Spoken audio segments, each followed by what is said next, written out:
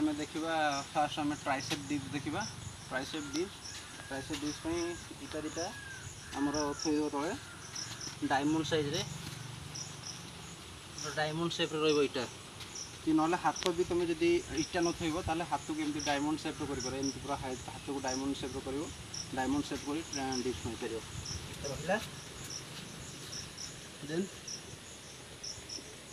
2 3 4 5 6 7 8 यार 4 सेट रहा 12 ରୁ 15 रेपुटेशन तापर आम सेकेंड वर्कआउट देखा ट्राइसेप रो गोटे सिंगल हैंड एक्सटेंशन देखा यहाँ गोटे सिंगल इटा गोटे हो हाथ में बैक नहीं पछपटू नहीं हाथ आराम से 2 3 4 5 6 7 8 देन अदर हैंड 1 2 3 4 5 6 7 8 देन यार 3 ରୁ 4 सेट कर ईच हैंड 12 to 15 रेप्स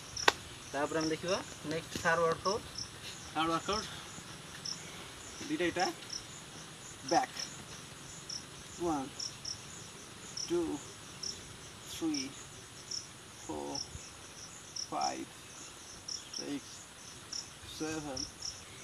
8 यार से 3 ରୁ 4 सेट 12 ରୁ 15 रेपुटेशन तापर फोर्थ एक्सरसाइज देखा किक बैक ओके एमती रहा शोल्डर हिसाब से तुम गोटे रही देन पैरेलल रही तुम अंटर आर्च रही देन किक बैक 2 3 4 5 6 7 8